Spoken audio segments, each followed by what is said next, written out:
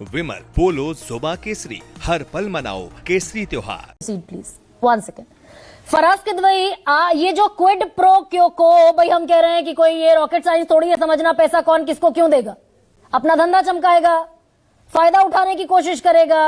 लेकिन आज तक ये जितनी चीजें हैं भाई, टाटा ग्रुप ने 758 करोड़ बीजेपी को दिए, विपक्ष ने कितने मामलों में प्ली लगाई कि ये क्विड प्रो को हुआ है क्या, पैसे के बदले फायदा लिया गया है क्या, स्टैब्लिश हुई कहीं चेन ये?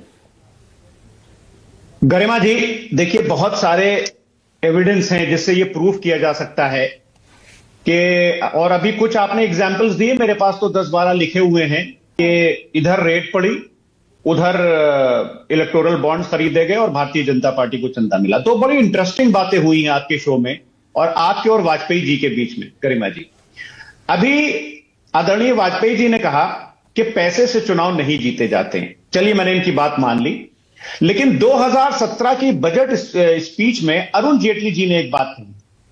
उन्होंने कहा था कि ये जो सो कॉल्ड पॉलिटिकल फाइनेंसिंग है, ये सीधे तौर पर इन्फ्लुएंस करता है देश के लोकतांत्रिक कैरेक्टर और लोकतांत्रिक इंटीग्रिटी को। ये मैं नहीं बोल रहा हूं, ये बोले थे अरुण जेटली जी। दूसरी बात, आदरणीय वाजपेयी जी ने भी बहुत अच्छी बात कही कि अच्छे खिलाड़ी रखो तो आप मैच जीतोगे। लेकिन गरिमा जी, एक तरफ एक टीम है जो पैड भी पहने हुए है, ग्लव्स भी पहने हुए है, हेलमेट भी लगाए हुए है, और दूसरी तरफ एक टीम है जिसको पैड भी ना मिले, जिसको ग्लव्स भी ना मिले और जिसको हेलमेट भी ना मिले, और फिर आप एक्सपेक्ट करेंगे कि आप अच्छा खेलो।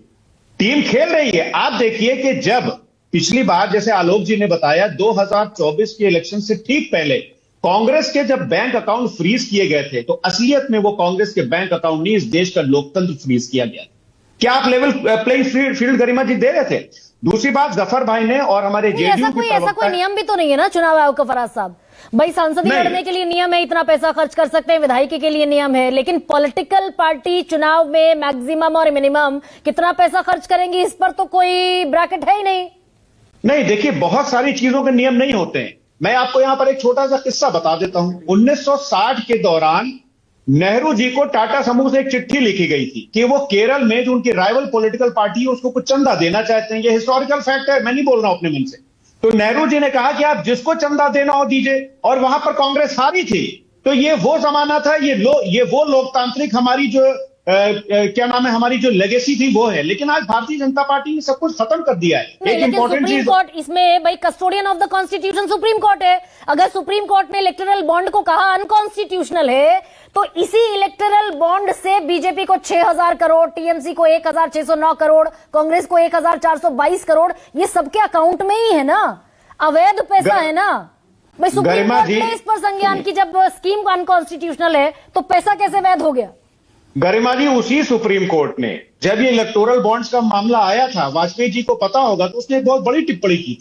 सुप्रीम कोर्ट ने कहा था कि देश में आर्थिक असमानता है, हमारे देश में ये जो आर्थिक असमानता है, ये राजनीतिक असमानता में भी तब्दील होती है, चाहे वो देश के नागरिकों में या फिर राजनीतिक पार्टियों में उपलब्ध कराई गई हो, और ये लेवल प्लेइंग फील्ड नहीं देती है। ये सुप्रीम कोर्ट की इलेक्टोरल बॉन्ड्स के दौरान वो थी। मुझे पता है समय खत्म हो रहा है, छोटी सी बात, भारतीय जनता पार्टी और उसके अलाई आज कहां खड़े हुए हैं? जीतन राम मांझी का बयान आपने सुना है अभी?